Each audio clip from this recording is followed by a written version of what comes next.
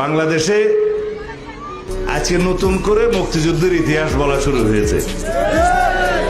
একটি দল বাংলাদেশ জামাত ইসলামী, যারা স্বাধীনতার বিরোধিতা করেছিল এই দেশের, তারা এখন মুক্তিযুদ্ধের ইতিহাস বর্ণনা করা শুরু করেছে।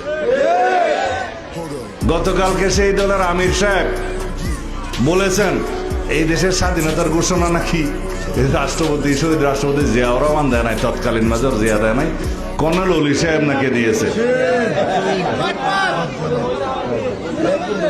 এগুলা যে সমস্ত প্রলাপ বকা শুরু করেছে, এটা অস্বাভাবিক না। কারণ যারা বাংলাদেশের স্বাধীনতার বিরোধিতা করেছিল, তারা বাংলাদেশের স্বাধীনতার ইতিহাসকে বিকৃতি করবে, এটাই স্বাভাবিক। বাংলাদেশের মানুষ জানে আজকে তারা যে নবরূপে নিজেদেরকে মুক্তিযোদ্ধার দল হিসেবে প্রতিষ্ঠা করতে চায়, সেটা একটা প্রতারণা, ধোঁকাবাজি। এবং তারা বলছে তাদেরও নাকি একজন মুক্তিযোদ্ধা আছে,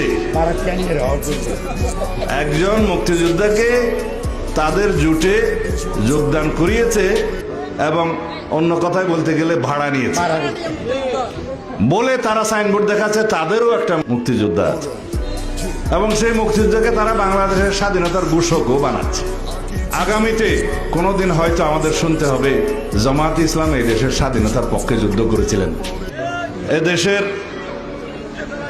মুক্তিযোদ্ধারা সেটা অবশ্যই মেনে নেবে না এবং তারা প্রতিবাদ জানাবে, আমি বিশ্বাস করি।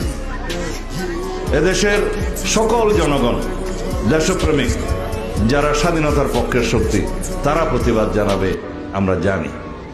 একটা রাজনৈতিক দলের একজন কর্মী হিসাবে আমাদের দায়িত্ব বাংলাদেশের স্বাধীনতার ইতিহাস নিয়ে যারা বিভ্রান্তি সৃষ্টি করতে চায়, মিথ্যা তথ্য দিতে চায়, স্বাধীনতার ইতিহাসকে যারা বিকৃত করতে চায়, তাদেরকে ধিক্কার জানানো, নিন্দা জানানো। আমি খুব শালীন ভাষায় সেই নিন্দাটা জানালাম, তীব্র প্রতিবাদও জানালাম দলের পক্ষ থেকে। আগামীতে কোনোদিন হয়তো আমাদের শুনতে হবে জামাত ইসলাম এই দেশের স্বাধীনতার পক্ষে যুদ্ধ করেছিলেন, এই কথাও হয়তো আমাদের শুনতে হইতে পারে। এটা বাংলাদেশে আজকে থেকেই আমি বিশ্বাস করি প্রতিবাদের ঝড় উঠবে। কিছুদিন আগে, এই গত কয়েকদিন আগে, তিনি এই দেশের নারী সমাজকে অপমানিত করেছেন, বক্তব্য দিয়েছেন, সাক্ষাৎকার দিয়েছেন। কর্মজীবী মহিলাদেরকে পতিতাদের সাথে তুলনা করেছেন অন্য ভাষায়। নারীদের কর্মঘণ্টা কমিয়ে দিয়ে তাদের সেবা করার চেষ্টা করেছেন, প্রস্তাব করেছেন। অন্য কথায় নারীদের যাতে কর্মসংস্থান না হয় সেই রকম প্রস্তাব এটা। কেউ যদি 5 ঘন্টা কর্মঘণ্টা হয় নারীদের। দেড় যুগ ধরে ভালোবাসার নিড়ে এসিআই পিওর সল্ট। কোনো কোম্পানি, কোনো বিনিয়োগকারী, কোনো প্রতিষ্ঠান, কোনো শিল্প কারখানা কি নারীদেরকে চাকরি দিবে? তার মানে হলো এটা নারীদের জন্য কল্যাণ নয়, অকল্যাণ বয়ে আনছে। তারা নারীদেরকে ঘরের মধ্যে আবদ্ধ রাখতে চায়। এদেশের নারী সমাজের অগ্রগতি চায় না, প্রগতি চায় না। তারা বাংলাদেশের আগামী জাতীয় সংসদ নির্বাচনে একজন নারীকেও প্রতিনিধিত্ব করার জন্য মনোনয়ন দেয় নাই। তাদের দ্বারা কিভাবে এই দেশের নারীর অগ্রগতি এবং প্রগতি হবে? আমরা এই দেশের সকল জনগণের অগ্রগতি চাই, প্রগতি চাই। বিশেষ করে আমাদের মা বোনদের জন্য আমরা রাষ্ট্রীয়ভাবে আমাদের যাতে তারা ক্ষমতায়ন হয়, সেজন্য আমাদের প্রস্তাবনা আছে, কর্মসূচি আছে।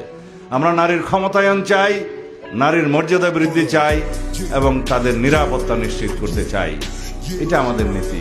এই দেশের সকল মানুষ, ধর্ম বর্ণ নির্বিশেষে, সকল ভাষাভাষী, সকল সংস্কৃতির মানুষ, সবাই মিলে আমাদের একটাই পরিচয়, সেটা বাংলাদেশী।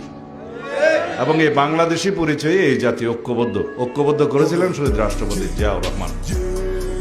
সে সকল মানুষকে ঐক্যবদ্ধ করে এদেশের সকল জনগণকে একই পরিচয়ে বাংলাদেশী হয়ে আমাদেরকে ঐক্যবদ্ধভাবে বাংলাদেশ